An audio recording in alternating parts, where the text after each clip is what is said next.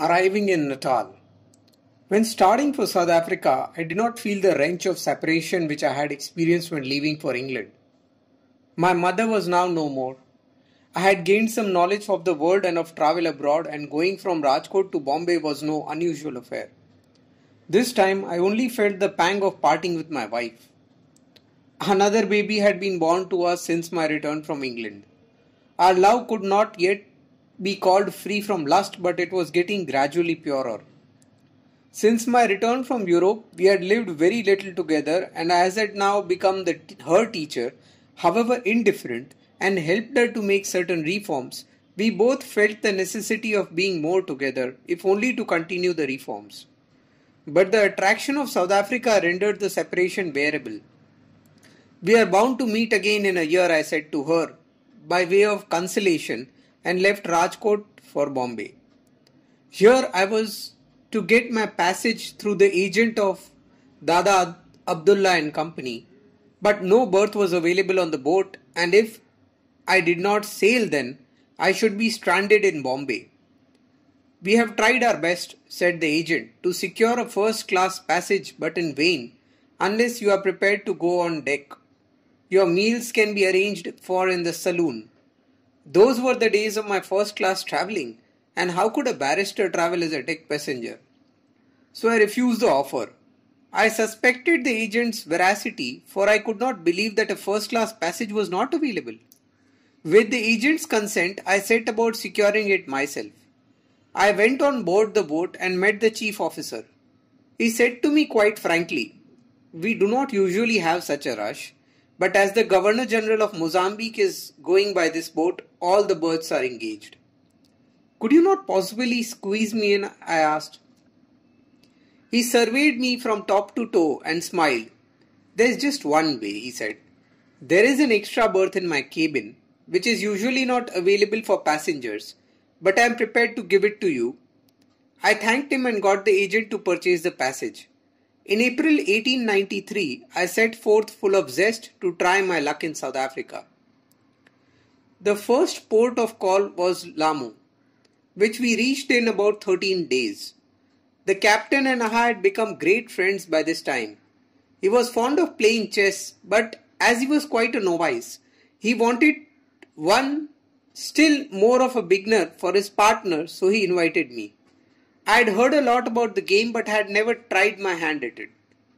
Players used to say that this was a game in which there was plenty of scope for the exercise of one's intelligence. The captain offered to give me lessons, and he found me as a good pupil as I had unlimited patience.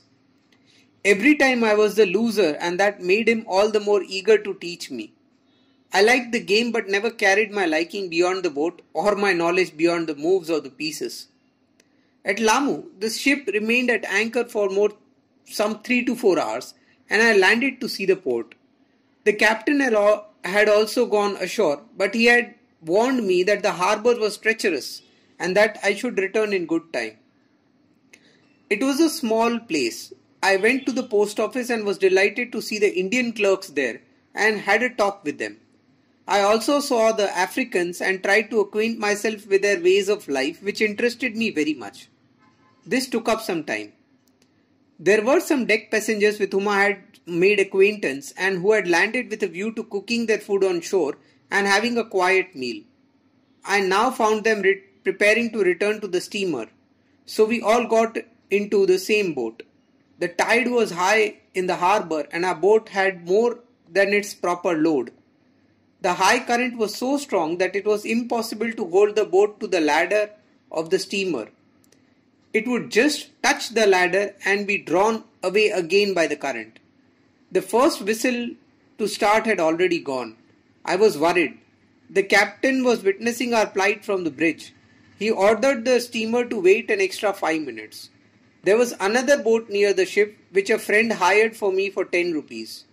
This boat picked me up from the overloaded one. The ladder had already been raised. I had therefore to be drawn up by means of a rope, and the steamer started immediately. The other passengers were left behind.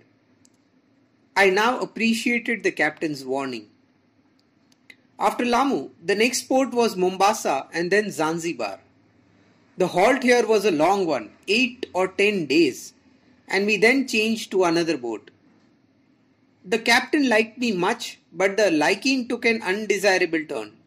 He invited an English friend and made me to accompany him on an outing, and we all went ashore in his boat.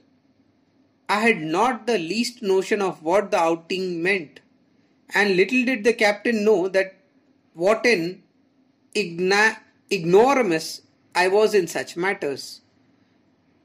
We were taken to some Negro women's quarters by a tout. We were each shown into a room. I simply stood there dumb with shame. Heaven only knows what the poor woman must have thought of me. When the captain called me, I came out just as I had gone. He saw my innocence. At first I felt very much ashamed, but as I could not think of the thing except the horror, the sense of shame wore away, and I thanked God that the sight of the woman had not moved me in the least.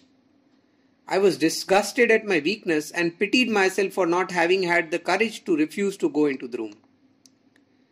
This in my life was a third trial of its kind. Many a youth, innocent at first, must have been drawn into sin by a false sense of shame. I could claim no credit of having come out unscathed. I could have credit if I had refused to enter that room. I must entirely thank the All-Merciful for having saved me. The incident increased my faith in God and taught me to a certain extent to cast off false shame. As we had to remain in this port for a week, I took rooms in the town and saw a good deal by wandering about the neighborhood. Only Malabar can give any idea of luxuriant vegetation of Zanzibar. I was amazed at the gigantic trees and the size of the fruits. The next call was at Mozambique, and then hence we reached Natal towards the close of May.